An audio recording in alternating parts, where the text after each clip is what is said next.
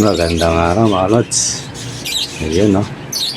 Maganda na yung balahibo ng ating mga hits na bagong baba mga lods. Let it, bang, bang. Magandang araw mga lods. Ayan na. Meron ng nagulog na sa entry. Si Gary Miklat. Shoutout sa iyo, Lods.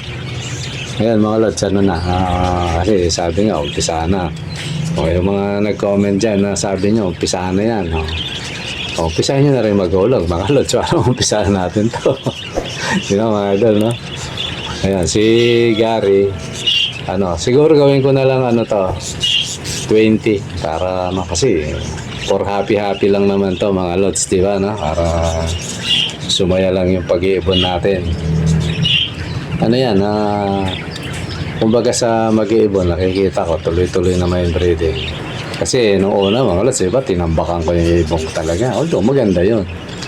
Pero ngayon, para kagaya na sabi ko nga, na mamimigay tayo ng ibon, kaya lang, yun nga lang pamasahe. Medyo hirap ako doon. Kaya yan, naisip natin to mga lods. Diba, no? Lagi kong uulitin to. Mamaya may bagong nanonood sasabihin kala ko ba libre, bakit may entry? So lagi natin sasabihin para lang sa pamasahe. Kaya mga lads, kasi baka mamaya yung manalo sobrang layo, diba, no? Although bilib ako dun sa kalimutan ko na lang kung sino, pero parting hindi ko lang kung Mindoro ba o Mindanao, parang Mindoro. Shoutout sa iyo, Lod. Shoutout ka sa comment ka na lang kung kasi sabi niya sa akin nagchat siya, Lod, sabi niya pag nanalo ako iparapol mo na lang uli. Kita mo, ang ganda ng ni Lods.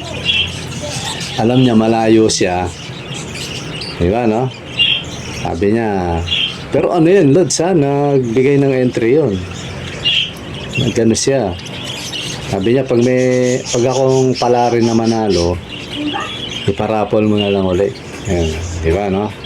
Parang si Caboy Clemente. Shoutout sa iyo, Lods. Hindi ka na nagpaparandam, Lods, Kaya yun, mga ganon. Yun yung talagang mga followers natin, mga Lods, diba, no? So ngayon, ito yun, mga Lods. Pwede naman yun, kahit sa ibang bansa ka pa, pwede namang sumali. Nanonood ka kasi may mga nanonood na gano'n At yung mga idol, mga Lods, gano'n ang gawin nyo. Diba, no? Bawa. Sabi mo, Lods, pag ako nanalo, taga-Canada ka. Iparapol mo na lang ulit, di masaya. Sa tingin nyo, sa tingin nyo gagawin ko, mga Lods? Halimbawa, ito, sample lang. May possible. Halimbawa, kasi may foreigner din ako, mga Lods. Kasama natin na rito. Ba, ganun, no? Siya. Taga Denmark yata yun. Hindi lang ako marunong mag-Denmark. Makalat yan, hindi ko Pero nag-chat-chat pa minsan-minsan yan. Tinatranslate ko lang, kaya nagkakaintindihan. Halimbawa, isa. Siya, halimbawa, ganun, Pumayasa lang. Kasi siyempre, mataas ang balo ng pera nila. Nag-ano siya ng 10 entry. Pinalad siya ngayon sa manalo. Tapos sasabihin niya, pag nanalo ako, iparapol mo na lang ulit. Di ba, Hindi ang gandang laban. Sa tingin nyo, mga Lods, ano gagawin ko pag pinarapol ko ulit? Pinarapol ko ulit. Hindi, mga Lods, yung gagawin ko? Ito, talagang nanalo na talaga, di ba, no? Nanalo na talaga to. Kaya lang, pinarapol lang. So, ang gagawin ko ngayon, magpaparapol uli. 2 uli. Di ba, no? Isasama ko yun. Ilang pares ang mapapanalunan. 4, mga Lods. Yan ang talaga, solid na solid, di ba, no? 4 yun, parang yung ginawa ko na, di ba, nagpaparapol ako tapos sinasabay ko yung mga di ba, napansin nyo ba yon? Sinasabay ko. Ito, isabay natin kung napansin nyo yun. Ito ipaparapol ko tapos isali ko yung ano. Oh. Kasi meron pang ano eh. May isang pair pa yata.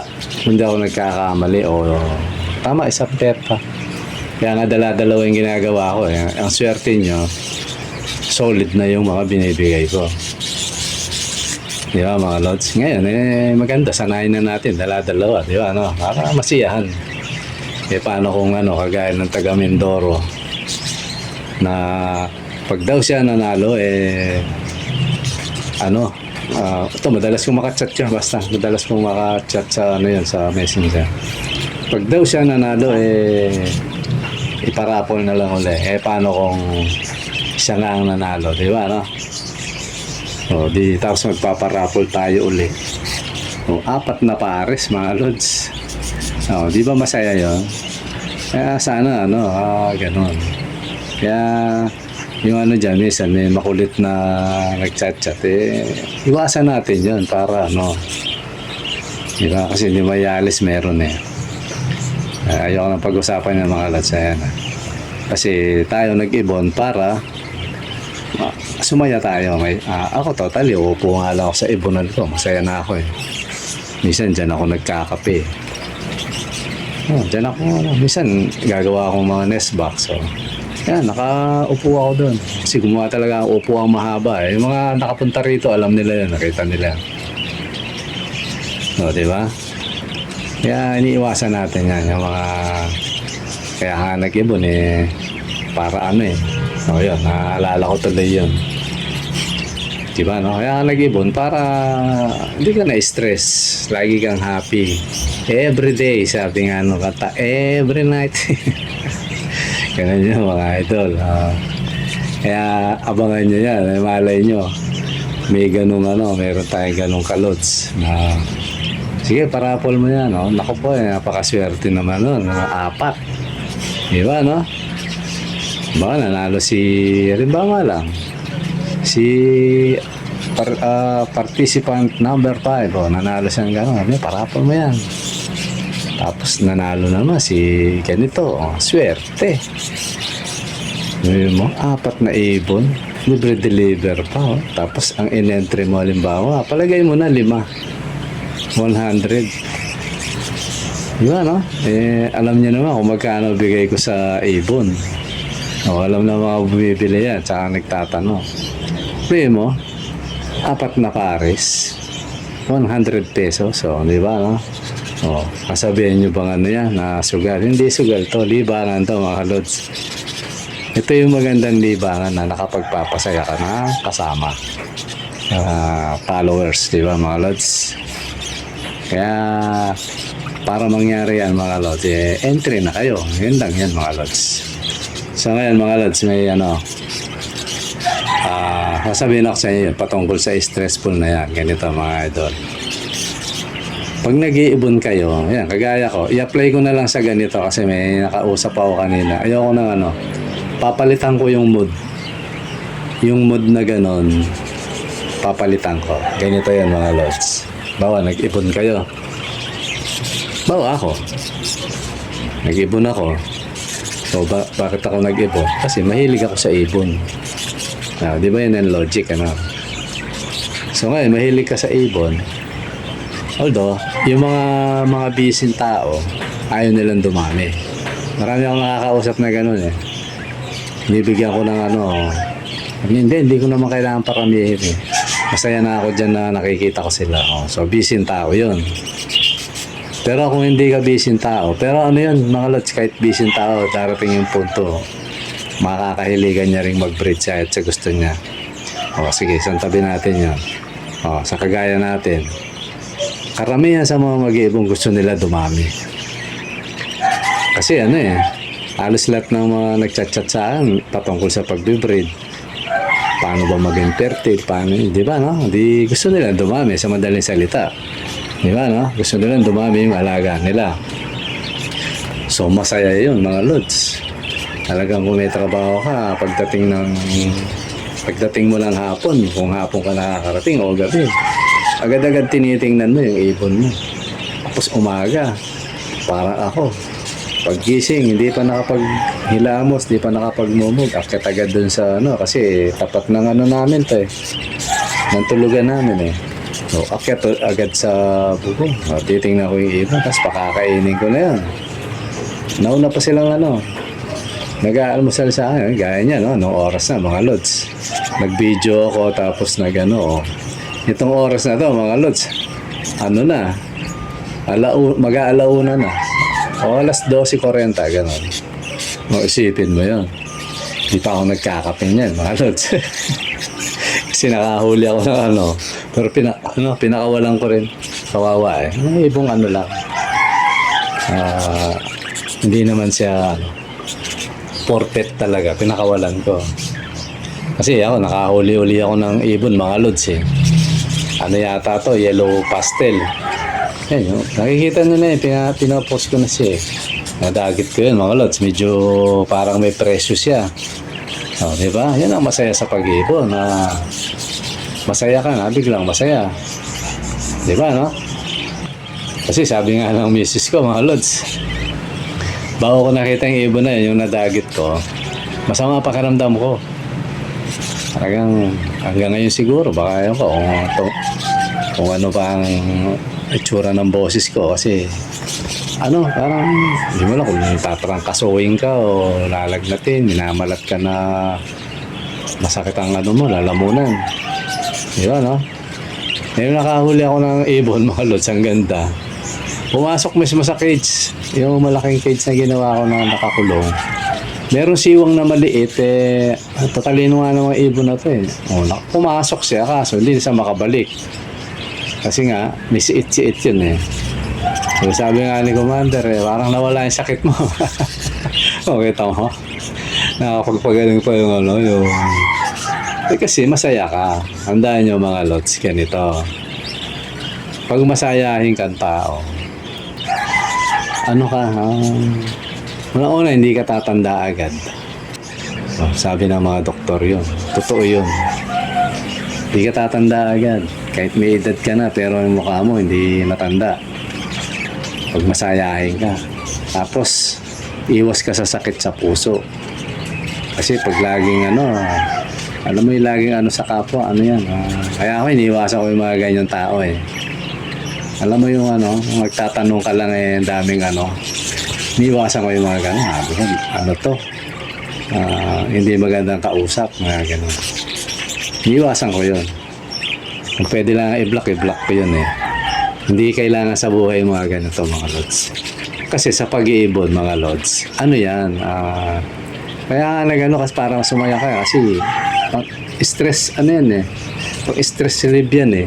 Yung pag-iibon eh. Kung ano mang mga pet na ano, di ba, no? Lalo na pag natuturo mo na sa loob ng bahay yan, lakas makatanggal ng problema yan. Pagod, lakas makatanggal niya, mga lods. So yun yung ano sa pag-iibon, mga lods. Nakakatanggal ng pagod, nakakatanggal ng isipin, di ba, no? May mabigat na isipin. Parang guys sa akin, di ba, no? May mga isipin, pero inaano ko yun. Kaya ayoko yung ano eh. Pag ang kausap ko toxic, inaano ko yung kagad. Alam mo yun, hindi ko sinasayang yung oras ko. Kung kailangan ilagay kita sa restrict, kasi pag restrict, di mo na mababasa yun eh. Di na rin siya makaano sa'yo. Nalagay ko yun kasi hindi natin kailangan yung mga ganon, di ba, no? Kasi mga lods, kumbaga sa buhay, ito yun. Minsan lang tayo dadaan sa buhay na ito. Di ba, no? Pinanganak ka ng nanay mo, lumaki ka, naglaro, nag-aaral, yan. Hanggang sa lumaki, nagkapamilya, hanggang tatanda tayo. Gugugulin mo ba yung buhay mo, no? Dahil may toxic na tao. Eh, kawawa ka naman pag ginugol mo yung buhay mo doon. Halimbawa, ano, mga toxic, mga mapang-asar, mga ganun. Alam mo na mga toxic eh, kala mo ang babait, pero mga toxic, ano.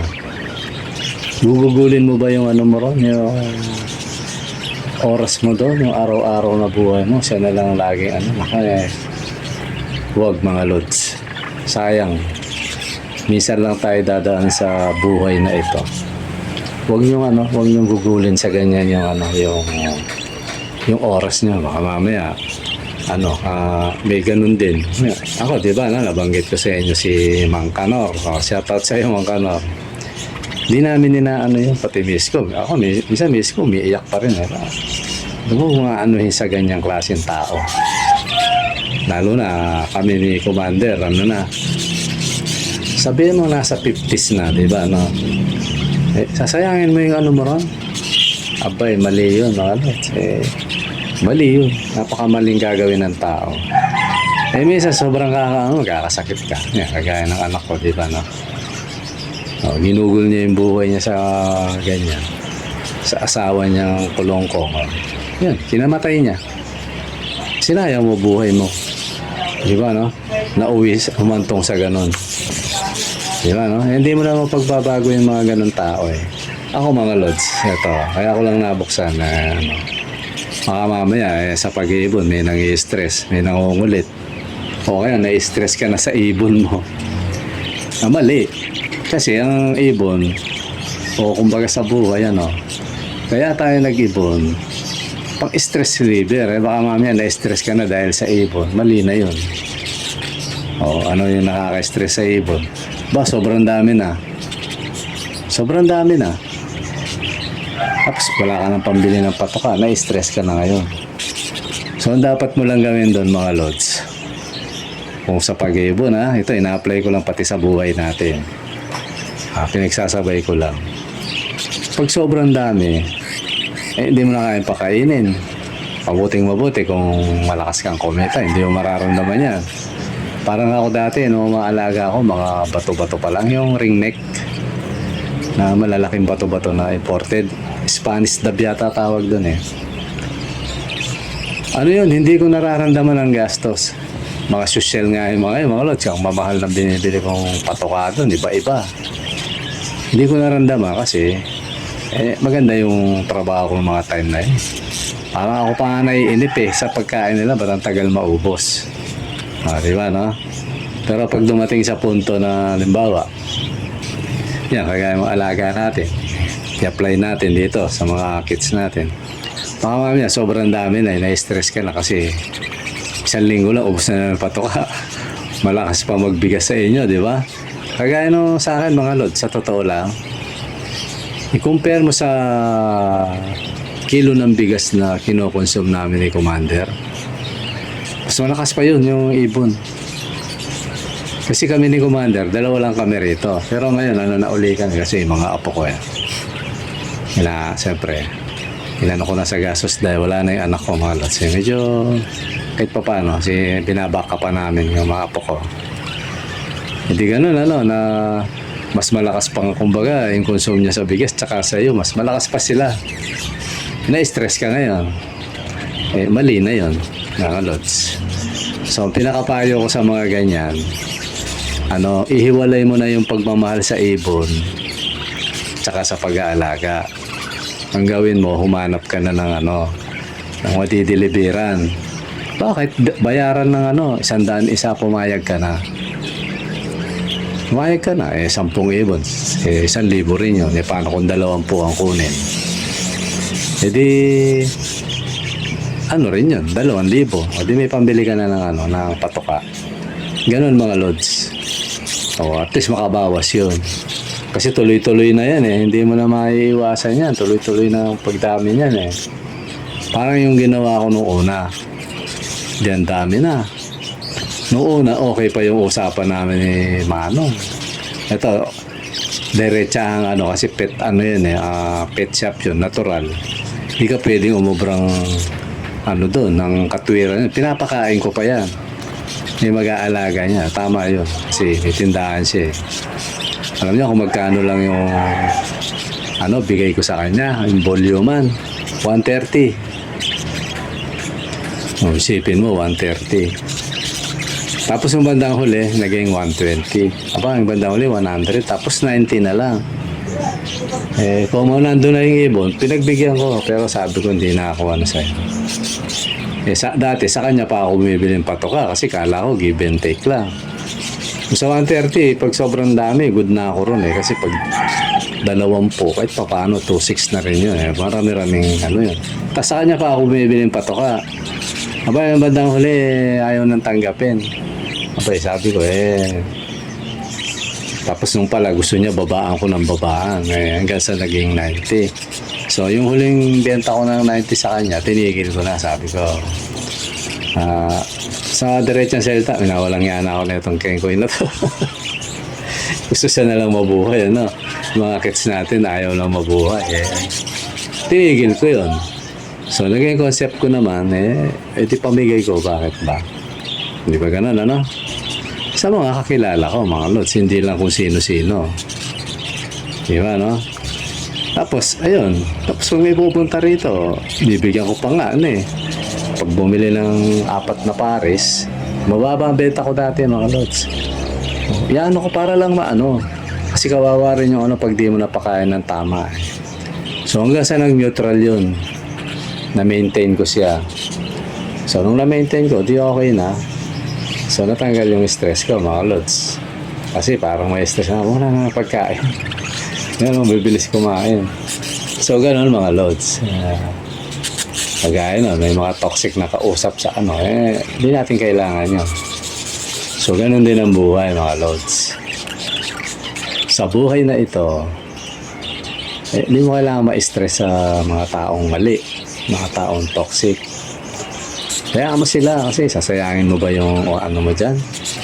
Oras mo dyan sa kanila, nako. Bayaan mo sila kasi yung mga ganyan, hindi naman natin kayang pagbaguhin mga yan pag ganyan na talaga sila Pag kaya pa, edi tiyagain mo. Pero pag ayaw na, bayaan mo kasi nakasali na sa dugo nila yan. Nagkulay itim na dugo ng mga yan. Wala ka na magagawa sa mga yan, di ba, no? So, hindi mo kailangan ma-stress. Kasi, magkasakit ka.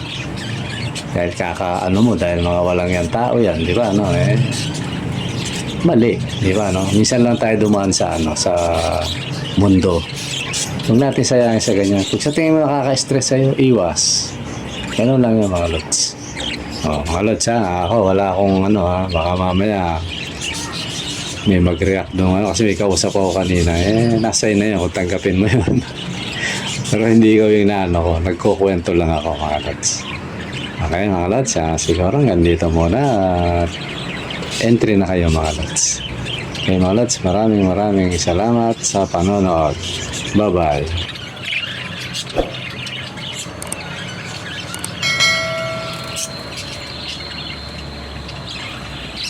At kung hindi ka pa nakasub, lods, dito sa ating channel, mag-sub ka na, lods. Baka ikaw yung mapalad na manalo. Ako hindi naman naghahanap ka ng mapapaglibangan. Baka ito na ang tamang channel para sa iyo, lods. Kaya sub ka na. At pakiclick mo na rin ang notification bell. At pakishare mo na rin, lods. Maraming salamat. Bye-bye again.